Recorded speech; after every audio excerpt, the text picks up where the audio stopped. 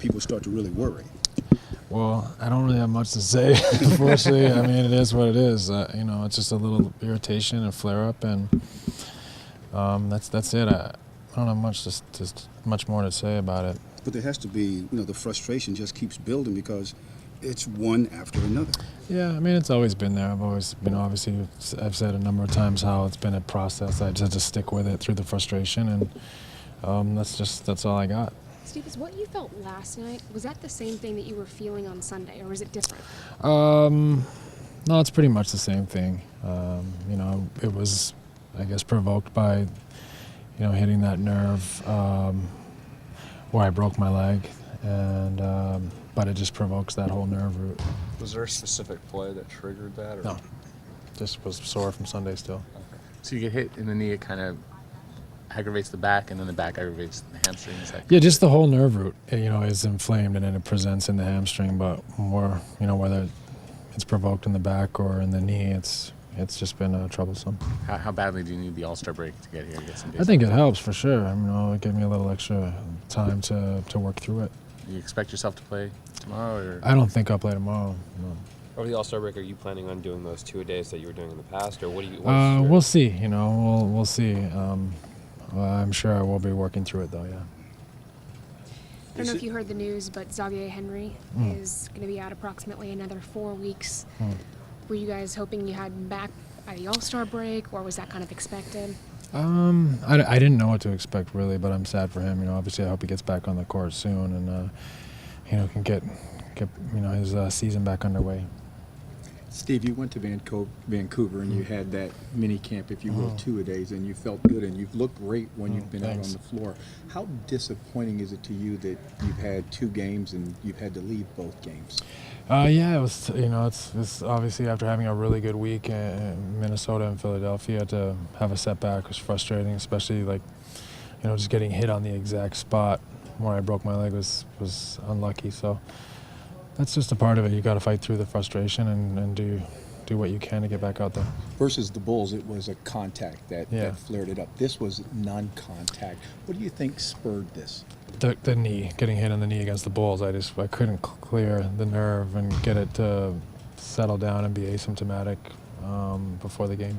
So what was the decision to actually play last night, if you were kind of feeling beforehand? Yeah, it was looking around and seeing that without me, there's only 8 guys. So I just wanted to try to see if I could play and help a little bit because we had so few guys. With a full roster, maybe would you think you might not have played? I would have pulled myself if we had a full roster or even another guy or two. But we just don't have that luxury, and I felt bad for the guys to bail on them when there's only such a short bench. At halftime, what was that conversation like?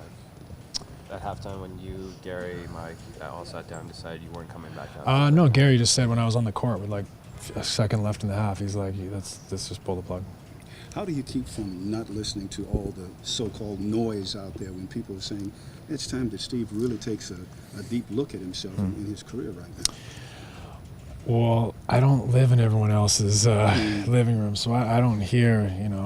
I really enjoy other things when I'm not in here. So I really am with my kids and enjoying my family, and I'm kind of oblivious to the noise. But I think after 18 years, you don't really, it really is affected by it. Anyways, I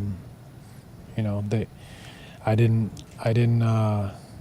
pound my chest when people told me I was great for a long time in my career, and I'm not gonna, let it affect me when people think that I should look at myself in the mirror. The easy thing would say, well, it's over, I'm going to retire. What's inside of you that makes you want to beat this and help the Lakers? Well, I just, love to play the game. I wanted to get back out there and try to help my team. It's simple. That's about it. Just love to play the game and wanted to get back out there and play a little bit more before I live a long life without it, hopefully. Have you talked to any other players that you've played with or just around the league about this that have had nagging injuries and trying to help you get through this? A few guys, I think most of them say play as long as you can. And, some say, that they just couldn't, but they say if there's any way you can, go for it and keep going. And, you're going to miss it when it's gone. How does it feel today, right now? Just sore. I just feel an irritation in the nerve root, and it's just flared up. Obviously, numbers didn't permit a full practice. What were you able to do in the gym before you left? I personally didn't do anything. We basically just walked through some defensive concepts and watched some tape, and that was it. Guys were kind of left on their own. It's been a tough stretch for guys playing a lot of minutes. Hey, Steve, how do you process just these past year and a half? Where I mean, when you came in with the Lakers, I mean, I think the hope and expectations you're going to be able to, end your career with a championship and add to your extensive resume and just all the things that have played out. How have you processed all that?